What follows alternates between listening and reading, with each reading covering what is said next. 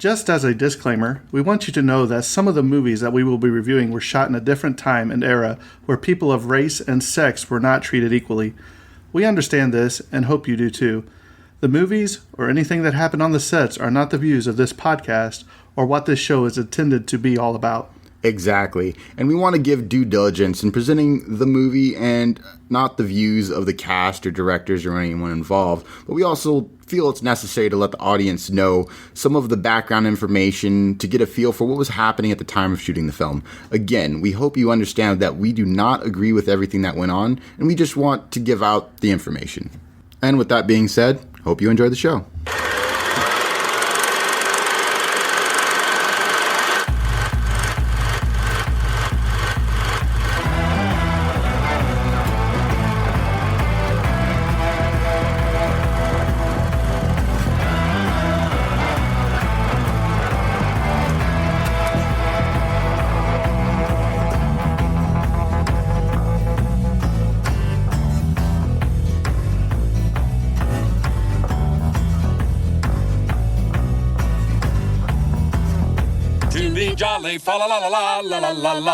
After vacationing across America and throughout Europe, Take it, Russ.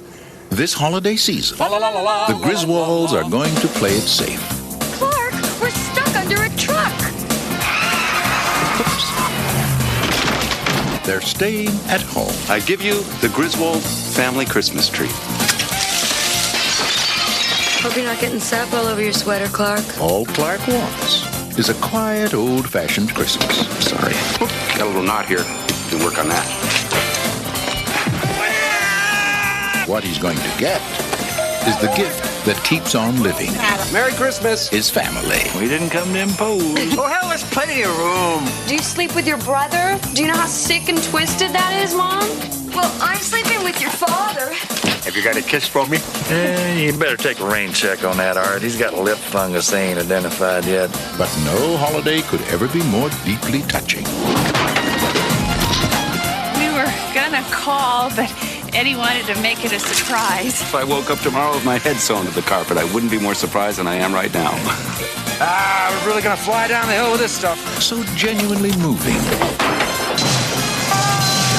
Can I refill your eggnog for you? Drive you out to the middle of nowhere, leave you for dead? More truly uplifting. Can I show you something? I was just browsing. Or more down to earth. Merry Christmas! If Santa is smart, he'll stay well clear of this joint. It's a death trap. Than Christmas with the Griswolds. Everybody come out quick, look at the lights! They want you to say grace.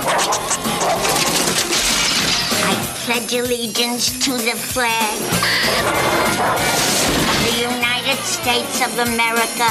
This year, let Chevy Chase light up your holidays. National Lampoon's Christmas Vacation. That thing had 9 lives. She just spent them all. You crack up.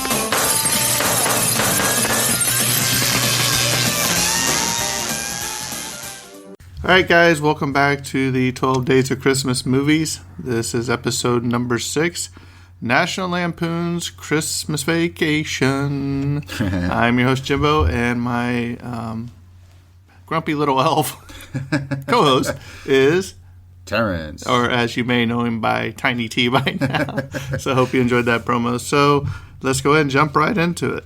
All right, National Lampoon's Christmas Vacation. Release date, December 1st, 1989. Were you born yet? No. They gotta wait a couple months. Budget, $27 million. If you count for inflation, that's $56 million today. Opening weekend USA was $11.7 million. If you account for inflation, that's $24.3 million today. So it didn't quite make its money back in its opening weekend. But if you look at gross USA, which is $71.3 million, which is $147.9 million today, they at least made it back and then doubled it, which is typically what you want to do. So it wasn't a large success, but it did make money, so that's always good. This was directed by Jeremiah S. Kishik. Writing credits goes to John Hughes. Yet another John Hughes movie. Another classic Christmas film by John absolutely. Hughes. Technical specs: runtime an hour and 37 minutes. Sound mix is Dolby Stereo. This is movies in color. Aspect ratio is 1.85 by 1. This was recorded with camera Panavision Panaflex Laboratory. This was edited in Technicolor Hollywood, USA. Negative format was 35 millimeter. Its cinematographic process was spherical, and its printed film format was 35 millimeters. Now to the synopsis, because there are no awards for this, sadly. As much as I love this movie, There might be a tragedy for it, though, at a wrap-up show. It absolutely deserves one, especially because it didn't get any. Synopsis. Sit back and watch as the Griswolds' big family Christmas comes together. And does it ever. Oh my gosh. All right, so we have Chevy Chase as Clark W., a.k.a. Sparky Griswold Jr. We have Sparky Beverly D'Angelo as Ellen Griswold. We have Juliette Lewis as Audrey Griswold. Johnny Glake. Man, it's been a while since I stumbled on one, but here we are now. Here we are again. Yeah, let's just go with that. As Russ Griswold. John Randolph as Clark W. Griswold Sr. You have Diane Ladd as Nora Griswold. E.G. Marshall as Art Smith. Doris Roberts as Frances Smith. Randy Quaid as Cousin Eddie Johnson. Miriam Flynn as Cousin Catherine Johnson. Cody Berger as Rocky Johnson. Ellen Hamilton Latzen as Ruby Sue Johnson. William Hickey as Uncle Lewis. Mae Quistel as Aunt Bethany. Sam McMurray as Bill. Nicholas Guest as Todd Chester. Julia Louis Dreyfus as Dreyfus. You know who that is. Yeah, I still butcher Dreyfus. Boy, that's funny. Yeah. Margot Chester. Brian Doyle Murray as Frank Shirley. Natalia Norglick as Helen Shirley. And Nicolette Scorsese as Mary. And then finally we have Ann Alexander Folk as SWAT officer. As a SWAT officer. So we're going to go ahead and talk a little bit about this movie, and we'll throw in some facts as we go. One thing is, this is the final film of Mae Questel, whose film career began in 1930, where she was the voice of Betty Boop. Oh, wow. I was like, that is pretty cool. That is really cool. So, I'm not even going to attempt to so do that. you know, this movie starts right off the bat with them driving in the car singing Christmas carols. And if you've ever been with your parents in the car on a long road trip and they start singing, you know, the kids in the back are like, yeah. I was that kid and now I'm that parent. You know what I mean? My kids are just shut I do up. like the little animation in the beginning. Yeah, yeah. Santa trying to deliver and he can't because there's just all kinds of crazy stuff. Yeah, and he's falling down the chimney. You know, so then of course the road rage happens and that truck pulls up behind him and he's like, no, I'm not gonna let him pass, and they pass him, you know, and then he's like, well, no, they slam on the brakes and he's like, whoa, so he goes, I'm gonna show these people, and he gets around him and he just takes off, and the next thing you know, he's like, Dad, they're back again, and they just take off. He's like, yeah, we're not gonna have this. He's like, I got this. So he goes and he goes left, and he gets stuck right under that semi. Yeah, because he's too busy looking at the truck, and he's like, I got this. Yeah, and he doesn't even look. He just merges over. Like, under the semi. Well, we're stuck under this truck, you know. So then they pull off, and they go. He pulls out of there, and they go flying through the air, and they land at the Christmas tree farm or whatever. And he's like, we made record time or whatever. So now you have the famous Griswold family Christmas tree. So the truck, and he's like, Audrey can't feel her legs, and Audrey can't feel her face. And then, my favorite part is when they finally find the tree and they're just look at it. Yeah. What do you think? And then his wife was like, "You think it's gonna?" She can't see, honey. Yeah, her eyes are frozen. Like, you think it's gonna fit in the living room? And he's like, yeah. And, you know, and the funny thing, it's all lit up, you know, with that. Yeah. And then Russ is like, hey, bring the chainsaw or saw? He's like, oh. And you see him driving back, and they got that thing strapped to the hood. It's bigger than the car, hanging off both ends, you know. Rooted up. Yeah, it's funny.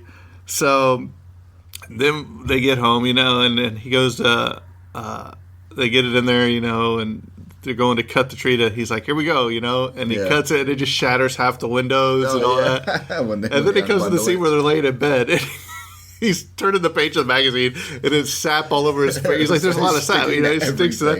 He gives his wife a kiss and grabs her hair, and it's stuck. He goes to turn out the light. The lamp comes over with him.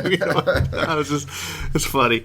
So, man, then we come to probably one of my favorite scenes of the movie: the light when he goes to put up the lights on the Christmas tree or the house.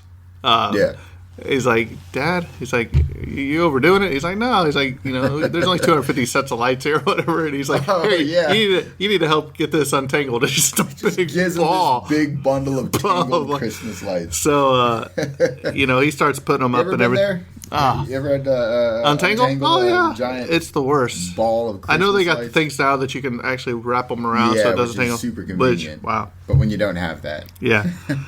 So, I love his whole shenanigans about trying to hang up the lights, and he gets up on the ladder, and he's on the roof with the nail gun, and he falls off and grabs the first. Doesn't he accidentally staple his jacket? Yeah, but before that, he's actually putting the ladder up. He gets up to the top, and it slides all the way down. He just looks around like, "Yeah, I meant to do that." Yeah, so he gets up there, and he slides down, and he grabs the gutter, and that icicle shoots through the neighbor's house and hits their stereo system and all that.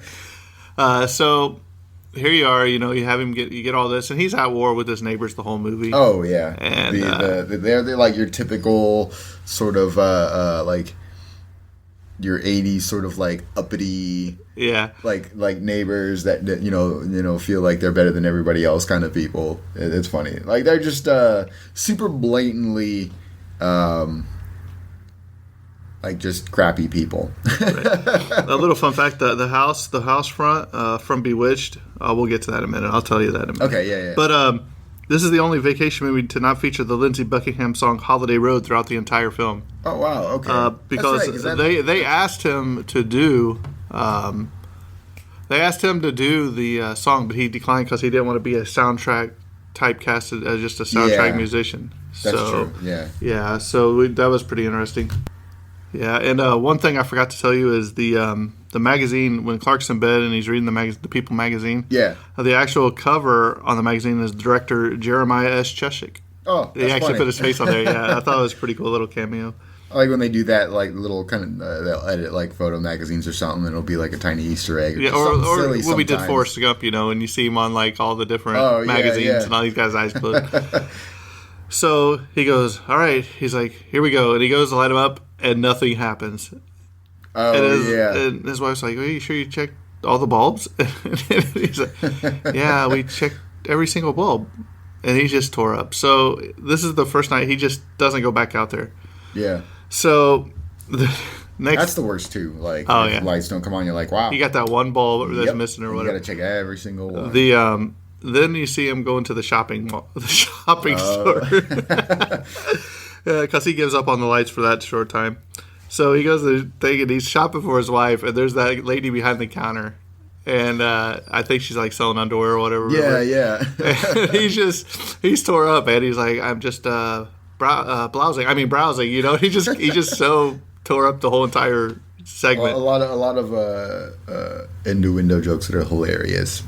And by the way, if you don't know this movie, it's got a lot of language and it's got a lot of joke. This is not. So this is something to screen before you watch it with your kids, because I do know there are some who are more strict with what their kids watch. Right. I watched this as a kid. Right, so but I found it hilarious. Like once again, when I watched it, I'd watched it on TV and not. It was censored. It was censored. So when I just went back to watch sense. it, I was like, whoa, because I usually just watched it on TV.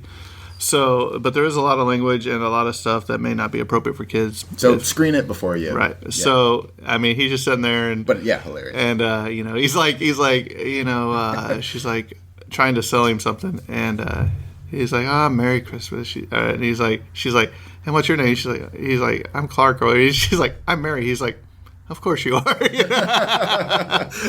So, Mary or Holly, it's one of them. Yeah. So.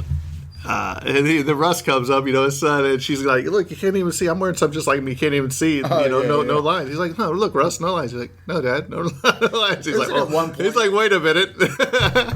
He's like, "Oh yeah." She's like, "Isn't that nice?" And he's like, "Isn't that nice, Russ?" He's like, "Sure is, Dad." Yeah. Like, wait a minute. But one of the premises of the movie is he's expecting to get this big Christmas bonus. Oh yeah, and so he he's can put a pool. And he's wanting to pull a pool in for his family, and he's gotten one every year this year. Yep. But little does he know that he's not. His boss has decided to cut some corners, and he's not getting one. So, but he's waiting for this check to come in the mail, and he's like trying to take gifts to his boss, and he's like, just put it over there with the other ones, and they're all the same.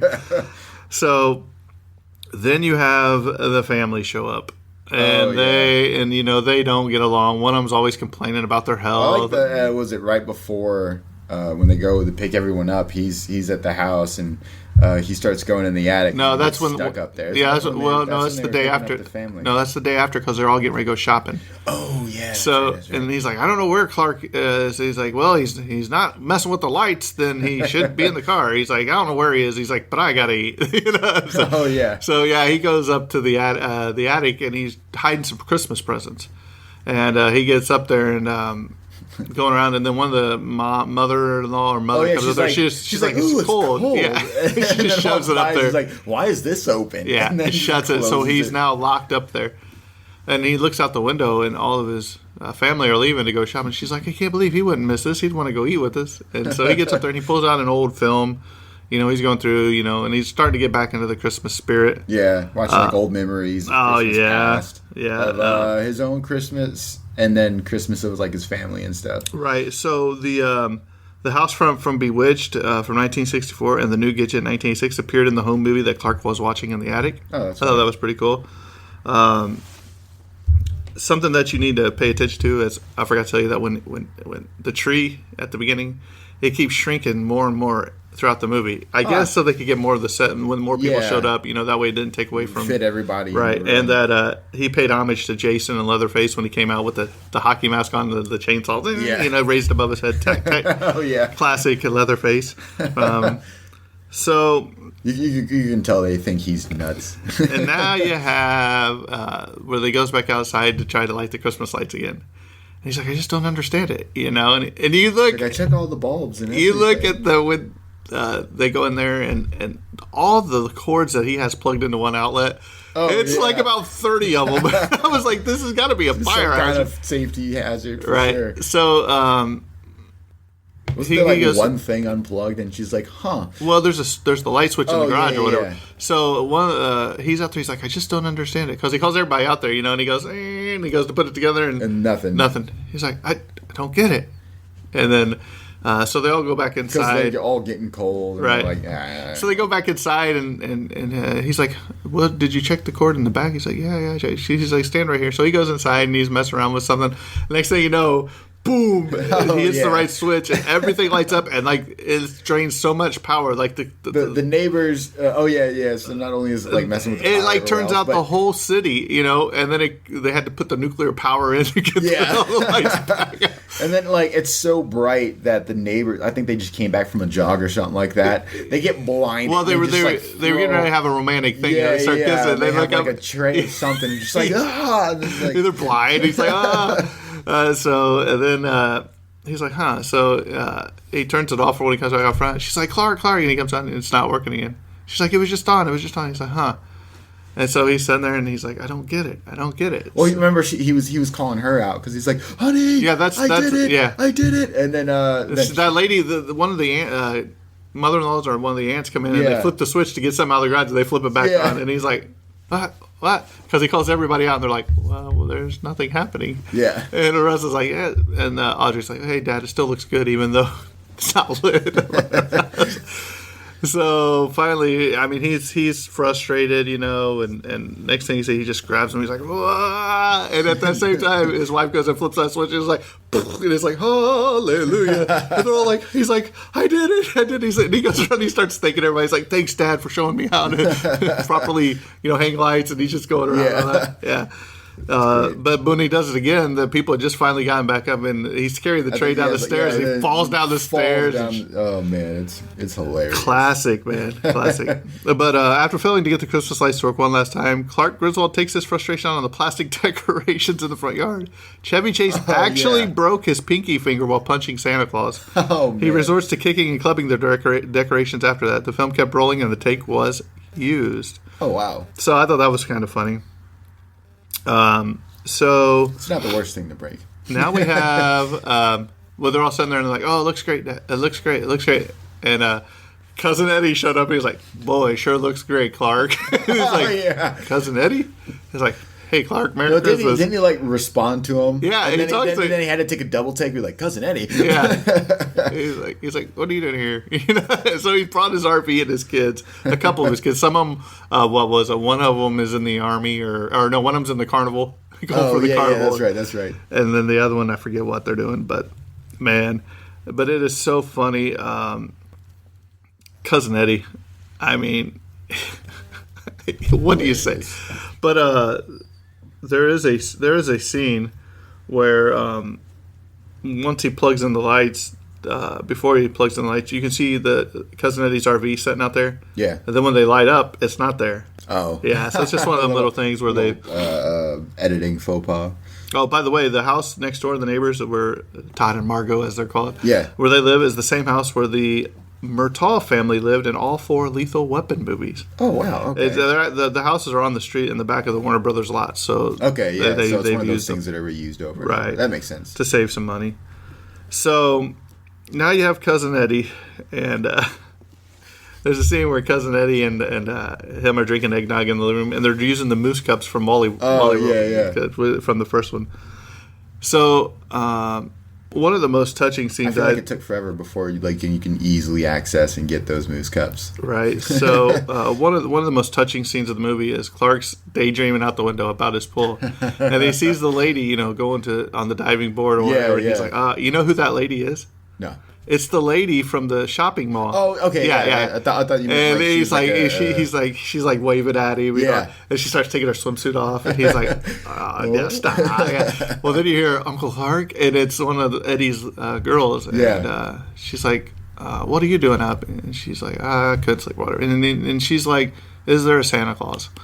Or are you Santa Claus? He's like, "Well, of course there is. If you believe." And she's like, she's like, because we probably won't get anything this year like we didn't get anything last year, Yeah. And I was like, man. And Clark's like, yeah. So this sets up the scene where heartfelt conversation. Yeah, where Clark's one of my favorite lines I cannot repeat. Yeah, Clark's getting this bonus, and he's like, I'm going to help these kids get Christmas, basically. Yeah. So the next thing you see is the I can't remember if it was before or after, it's the sled scene.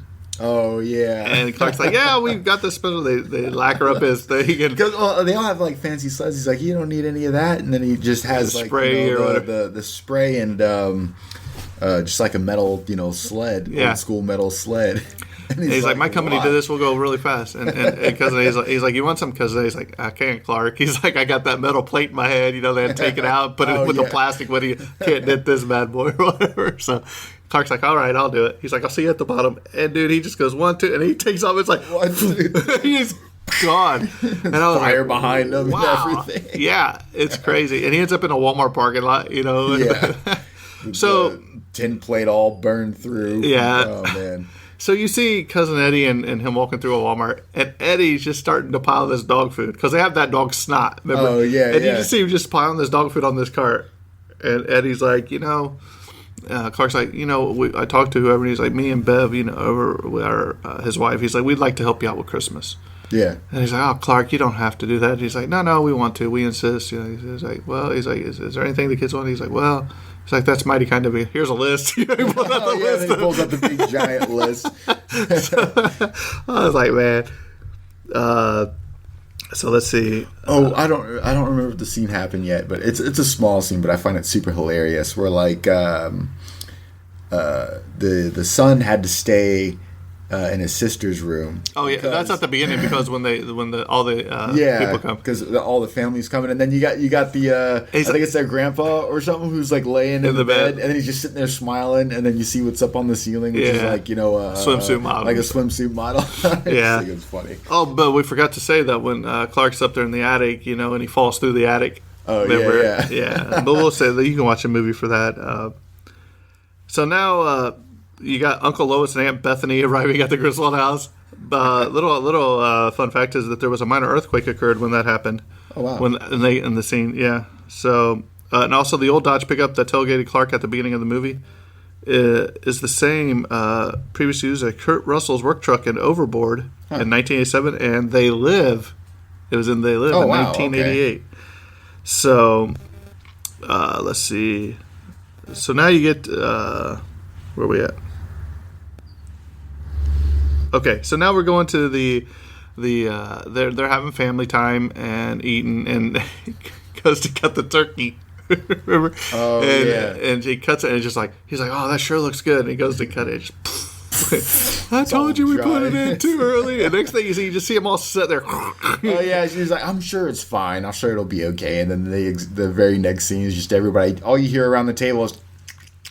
Yeah. Just chewing on this. Another great scene in this movie is Aunt Bethany's brought her cat. She's wrapped him up. She wrapped the gelatin bowl. She's like, she's kind of lost her mind, Right. So they have this cat. So they have this dog in there. They have this cat in here. Well, there's a scene where the cat's playing with the lights or whatever. It all goes out or whatever. and they go to, Clark's like, I got it. He goes to plug it back in here. Yeah.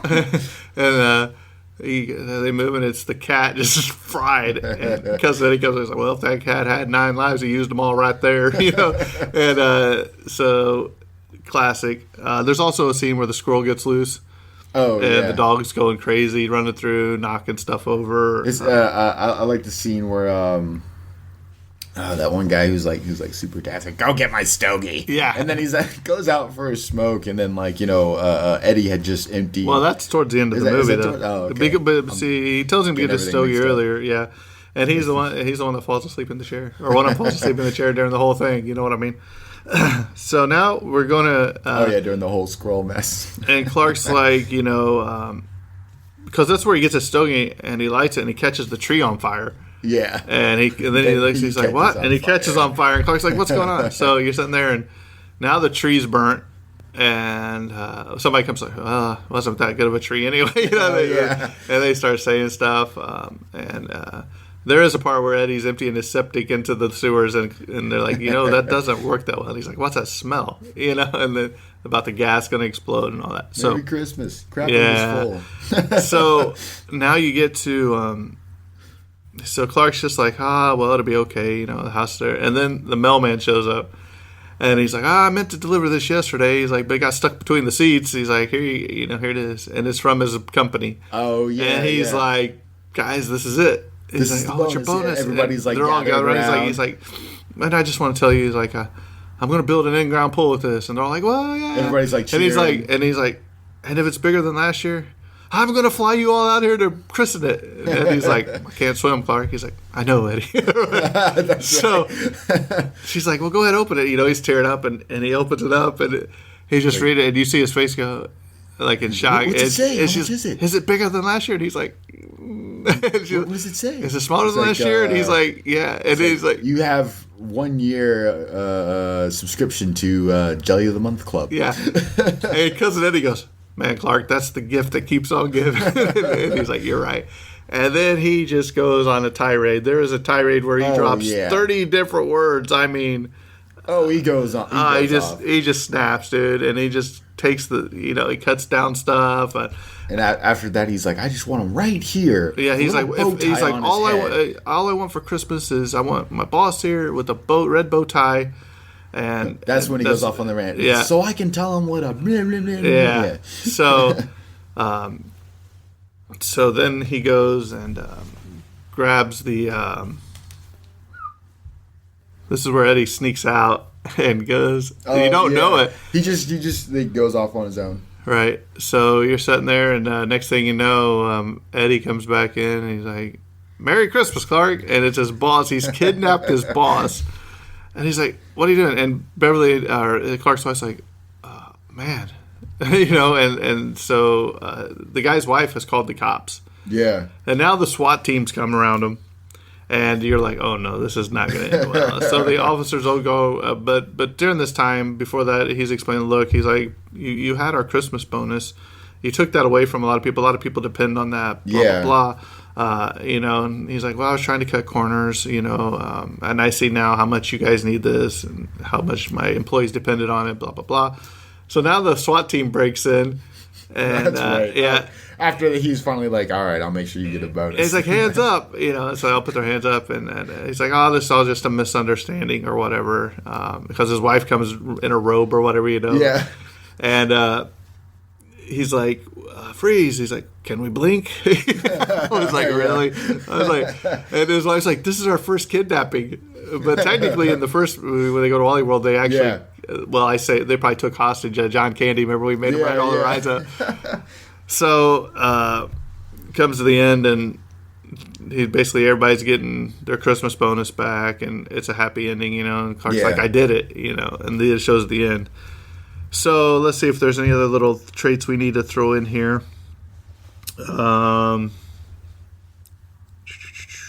Just double checking the note. When Beverly D'Angelo improvised grabbing Chevy Chase's crotch when the SWAT team holds up the house. Oh, yeah, she later said she did it in only one take, and she did think it would make could make the film's final cut. So they kept it in there, right? And one of the last things is, despite being a Christmas movie in quotation marks, Christmas Day is never actually seen. The film ends on Christmas Eve. So I thought that was hilarious too. That is very true. So Terrence, tell us about your thoughts on Christmas Vacation. So this is one of my absolute favorite Christmas movies. I watch this every year, like without fail. This is the one movie I make sure that it's so hilarious. I've found it funny ever since I was a kid, and still find it funny now, and I can never get enough of it.